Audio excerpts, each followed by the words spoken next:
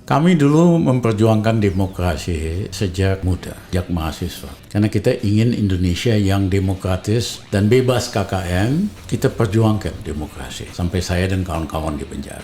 Nah, ternyata kita hanya menang sebentar aja zaman Gus Dur, zaman Habibie, betul-betul demokratis. Habis itu kembali pelan-pelan jadi sistem yang otoriter. Bukan itu hanya menjadi demokrasi kriminal, karena basisnya itu politik uang. Kenapa? Kalau ingin jadi bupati, mesti nyiapin sewa partai, dananya 3 partai kali 20 miliar, 60 miliar. Gubernur 100 sampai 300 miliar. Presiden 1,5 triliun. Siapa aja yang bisa punya uang ini bisa nyewa partai. Partai ini kan kayak kendaraan sewaan doang. Inilah yang merusak, menghasilkan pemimpin-pemimpin KW2, KW3, KW4 di berbagai level. Bukan hanya KW3, KW4, korupsi pula lagi. Itulah yang merusak. Sehingga yang terpilih jadi bupati, gubernur, bahkan presiden, dia nggak loyal sama rakyat, sama bangsanya. Dia loyal sama bandar dan cukongnya, para oligarki ini. Dan para oligarki ini hanya kepengen memperkaya dirinya dan kelompoknya, makin lama makin kaya.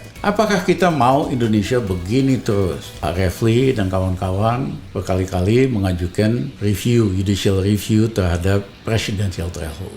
Ditolak terus oleh Mahkamah Konstitusi. Saya sendiri tadinya respect sama Mahkamah Konstitusi, tapi saya lihat cara kerjanya. Ini mah Mahkamah Kekuasaan. Kalau gitu ngapain ada Mahkamah Konstitusi? Nanti kita bubarin aja, Refli. Kita bikin salah satu chamber aja di Mahkamah Agung. Di Amerika kan gitu. Di Eropa juga begitu. Nggak ada Mahkamah Konstitusi yang cuman kaleng-kalengan istilahnya ini. Apalagi lembaga polsternya ini kan lembaga polster bayaran, polster RP. Kalau kamu bayar, Refli misalnya bayar, masuk ke daftar calon. Jangan-jangan calon presiden paling bagus. 5 miliar cuman kurang tarifnya, Refli.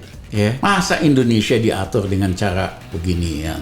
Marilah kita ubah supaya potensi rakyat kita, bangsa kita, sumber daya alam kita betul-betul bisa dimanfaatkan untuk rakyat. Kita harus malulah sama Malaysia. Dulu kita sama miskin sama Malaysia. Hari ini rakyat di Malaysia kesejahteraannya 3 kali daripada rakyat di Indonesia. Masa Indonesia nggak bisa? Negara lain juga dulu sama miskin sama kita, Korea, Taiwan, 40 tahun yang lalu. Hari ini mereka berkali-kali lebih makmur dari kita. Karena sistem pemilihan kita tidak memilih pemimpin yang punya mission, yang punya karakter yang kuat, punya track record, dan punya kemampuan, kompetensi untuk jadi pemimpin. Yang ada nih pemimpin-pemimpin kelas boneka, bonekanya bandar. Mari kita benahin Indonesia, kita mulai dengan menghapuskan presidential threshold.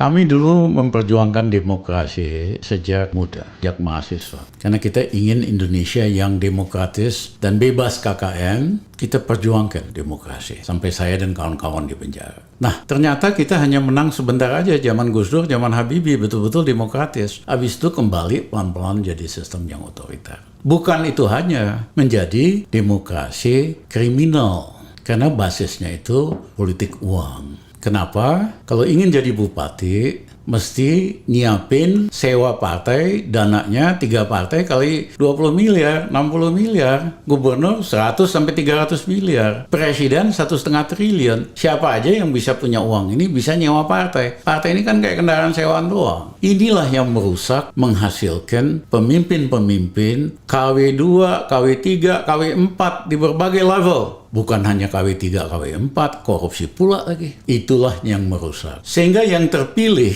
jadi bupati, gubernur, bahkan presiden, dia nggak loyal sama rakyat sama bangsanya. Dia loyal sama bandar dan cukongnya, para oligarki ini. Dan para oligarki ini hanya kepengen memperkaya dirinya dan kelompoknya, makin lama makin kaya. Apakah kita mau Indonesia begini terus? Ya, menurut saya kita harus ubah. Kita kembalikan hak politiknya rakyat dengan menghapuskan threshold untuk presiden, pemilihan gubernur, dan bupati. Yang penting partai yang mengajukannya lolos verifikasi. Kalau threshold partai mungkin bolehlah 1%. Ya, sehingga banyak calon untuk jadi presiden, gubernur, dan bupati tanpa perlu ngeluarin uang. Silahkan rakyat yang memilih di tahap 1. Toh sebulan kemudian tahap 2, hanya ada 2 calon. Jadi betul-betul demokrasi itu yang pilih rakyat pada semua level. Bukan yang pilih itu bandar sama cukong. Sehingga pada saat setelah mereka terpilih, pemimpin-pemimpin ini betul-betul ngabdi sama rakyat, ngabdi sama bangsanya. Seperti yang terjadi di Eropa. Nah, tetapi Pak Refli dan kawan-kawan berkali-kali mengajukan judicial review terhadap presidential threshold.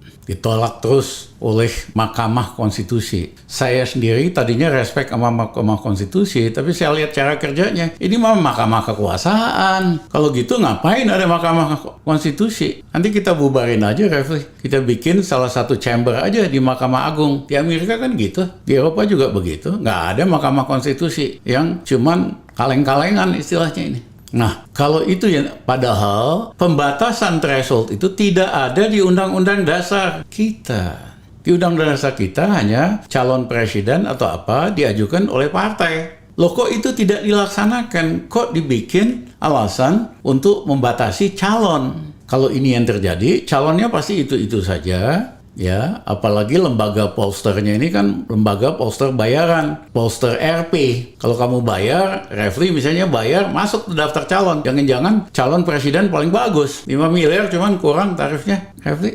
Ya, masa Indonesia diatur dengan cara beginian? Marilah kita ubah supaya potensi rakyat kita, bangsa kita, sumber daya alam kita betul-betul bisa dimanfaatkan untuk rakyat. Kita harus malulah sama Malaysia. Dulu kita sama miskin sama Malaysia. Hari ini rakyat di Malaysia kesejahteraannya 3 kali daripada rakyat di Indonesia. Masa Indonesia nggak bisa? Ya, negara lain juga dulu sama miskin sama kita, Korea, Taiwan, 40 tahun yang lalu. Hari ini mereka berkali-kali lebih makmur dari kita. Karena sistem pemilihan kita tidak memilih pemimpin yang punya mission, yang punya karakter yang kuat, punya track record, dan punya kemampuan, kompetensi untuk jadi pemimpin. Yang ada nih pemimpin-pemimpin kelas boneka, bonekanya bandar. Mari kita benahin Indonesia, kita mulai dengan menghapuskan presidential threshold. Terima kasih.